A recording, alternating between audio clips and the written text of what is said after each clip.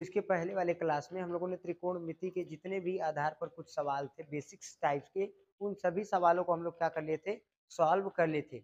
आज के क्लास में हम लोग उन टॉपिक से आगे बढ़ करके, उनसे हट करके थोड़ा सवालों को क्या करेंगे, सॉल्व करेंगे। जैसे तो आज के क्लास में हम लोग त्रिकोणमिति में जैसे थीटा दे दिया, उस थीटे की वैल्यू कुछ होती है, उन वैल्यूओं को रख करके सवालों को किस तरीके से सॉल्व किया जाता है, इन टाइप्स के सवालों को हम लोग क्या करेंगे, कवर करेंगे और देखेंगे। ठीक है, तो शुरुआत करते हैं हम लोग आज के क्लास को।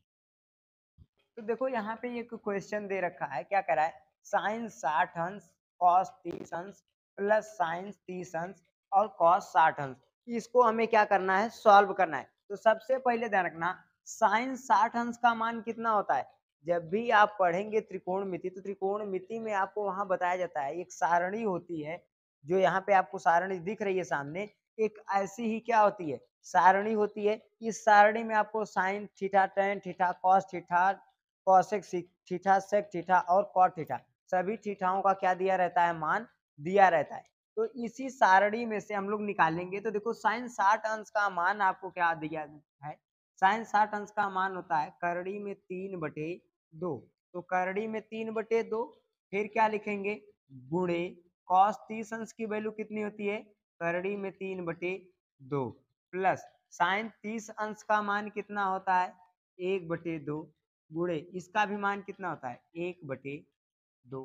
कोई दिक्कत नहीं है ना, सॉल्व करेंगे। देखो ऊपर का गुणा ऊपर होगा तो करड़ी में करड़ी का गुणा होगा, करड़ी हट जाएगी, ऊपर क्या आ जाएगा 3 और नीचे 2 दूना 4 प्लस वैसे ही ऊपर का ऊपर एक एक कम एक, नीचे का 2 दूना कितना आ जाएगा 4।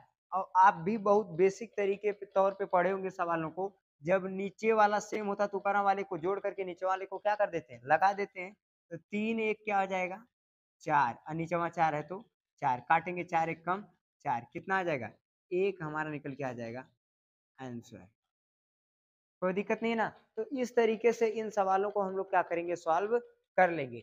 अब हम लोग देख लेते हैं अगले टॉपिक में, अगले टाइप्स पे जो सवाल आते हैं उन सवालों को हम लोग कैसे सॉल्व करेंगे। जैसे एक सवाल यहाँ और भी दिया है हमें, क्या दिया है, 2tan² 45 अंश प्लस कॉस स्क्वायर 30 अंश माइनस साइन स्क्वायर 60 अंश दिया है ना।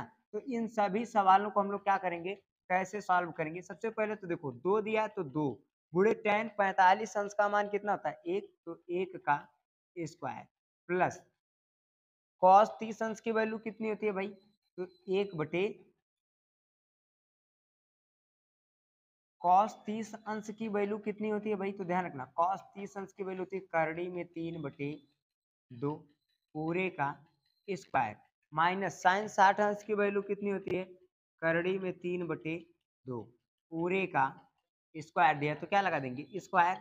अब देखो ध्यान से, दो गुणे एक का स्क्वायर एक होता है प्लस इसका स्क्वायर करेंगे, करड़ी क्या हो जाएगी, हट जाएगी, तो कितना बचेगा 3 और नीचे 2 दूना 4 माइनस करड़ी हट जाएगी, क्या बचेगा 3 बटे नीचे 2 दूना 4, 2 एक कम 2 प्लस 3/4 माइनस 3/4।